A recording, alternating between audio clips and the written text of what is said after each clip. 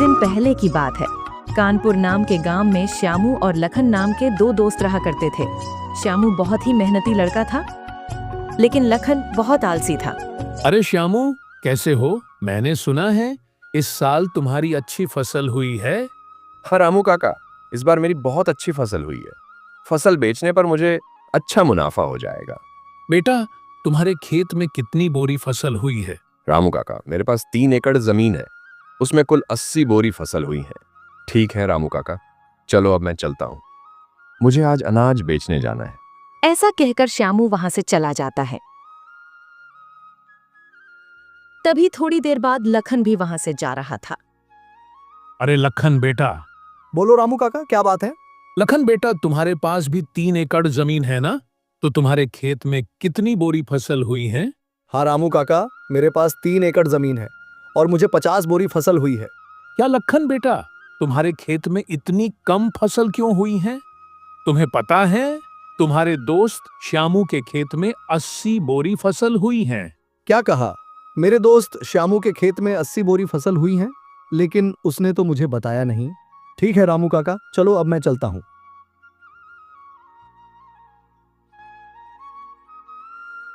फिर शाम को लखन अपनी फसल बेचकर घर आता है।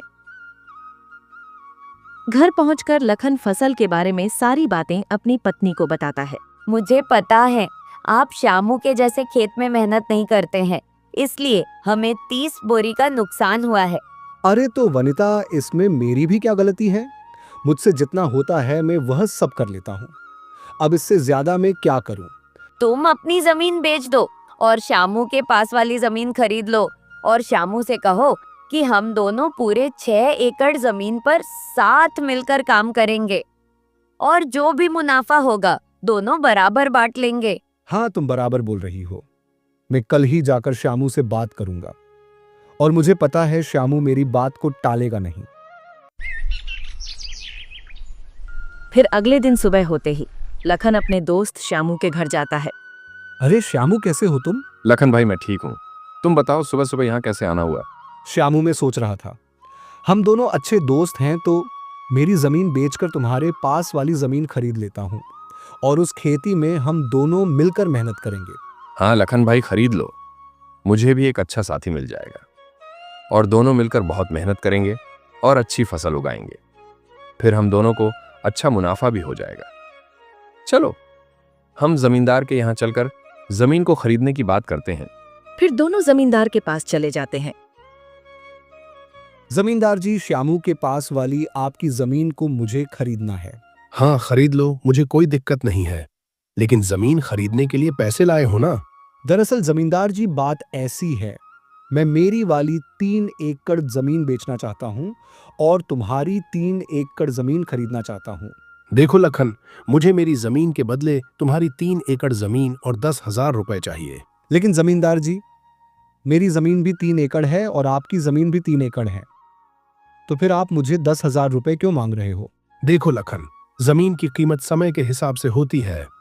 अगर तुम्हें लेनी है तो 10,000 रुपए दे दो, वरना मेरी जमीन को भूल जाओ। ठीक है, ठीक है, जमींदार साहब, आप 10,000 रुपए ले लेना, लेकिन आपकी वह जमीन मुझे दे दो। फिर लखन जमींदार से उसकी जमीन खरीद लेता है। सुनो लखन भाई, हमको कल से खेत में हल चलाना होगा, इसलिए कल सुबह तुम तैयार रहना। अरे यार, हल चलाने में तो बहुत मेहनत लगती है, बैल के साथ साथ पूरे खेत में चलना पड़ता है। मुझे इस काम से बचने के लिए कोई ना कोई बहाना तो बनाना पड़ेगा। अरे सुनो भाई श्यामू, आज मेरी पत्नी की माताजी का देहांत हो गया है और मुझे 12 दिन के लिए वहां जाना पड़ेगा और वहां नहीं जाऊंगा तो अच्छा नहीं लगेगा।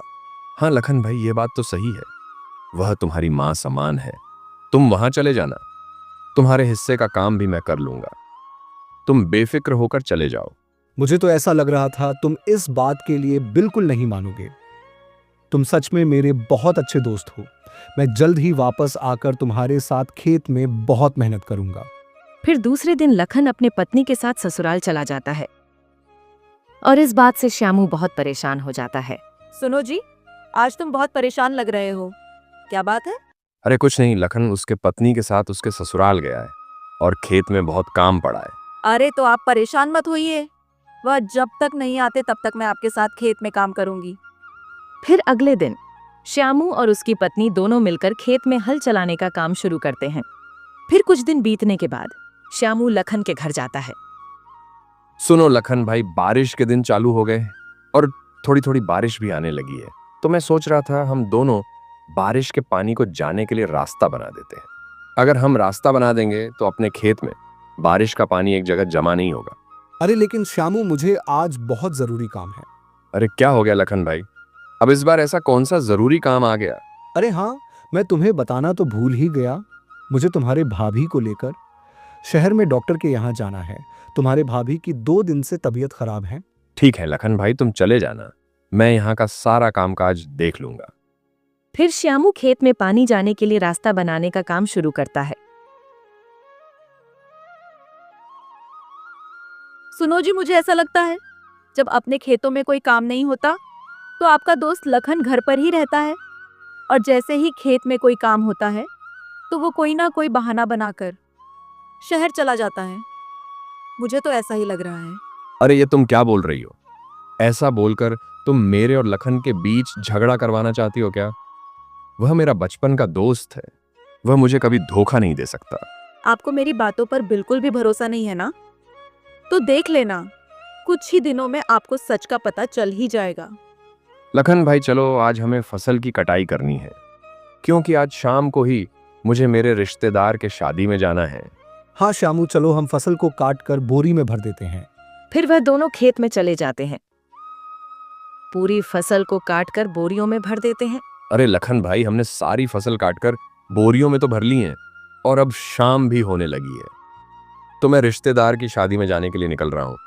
तुम इन अनाज के बोरियों को बैलगाड़ी में भरकर अपने घर ले जाना। जब कल मैं आऊंगा तब इस अनाज को हम मंडी में जाकर बेच देंगे। अरे श्यामू, तुम चिंता मत करो, मैं इन बोरियों को बैलगाड़ी में भरकर घर ले जाऊंगा। फिर लखन सारे अनाज को बैलगाड़ी में भरकर घर ले जाता है। सारा अनाज घर लेकर क्यों आए हो? मंडी में बेचकर क्यों नहीं आए? अरे श्यामू अपने रिश्तेदार की शादी में गया है, वह कल सुबह आ जाएगा। उसके आने के बाद हम दोनों बोरियों को मंडी में जाकर बेच देंगे।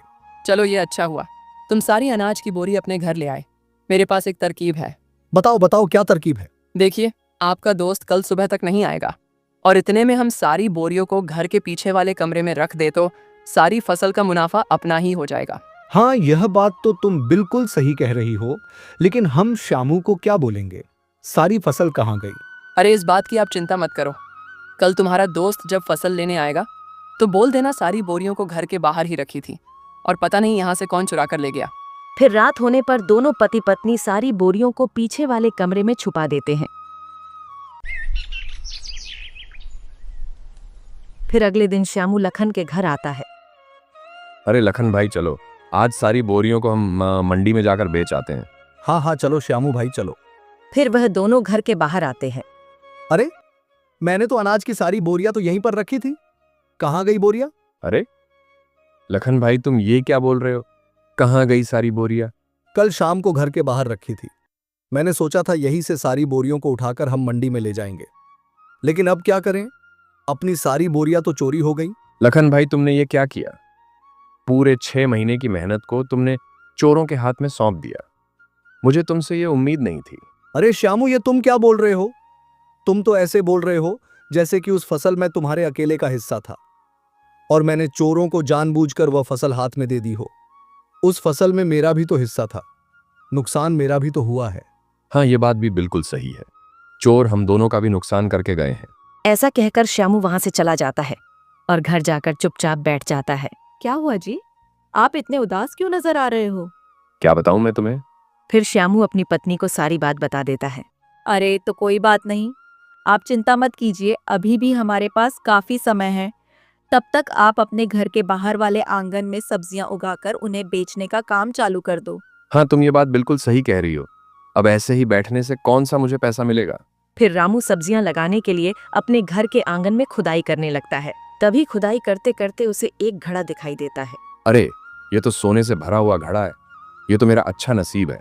अगर मेरी फसल चोरी नहीं होती तो मैं यहाँ कभी सब्जियां नहीं लगाता और ना ही ये जमीन पर खुदाई करता। अगर इसमें से एक सोने का सिक्का भी बेच दिया तो मेरे फसल का सारा नुकसान का पैसा मुझे मिल जाएगा।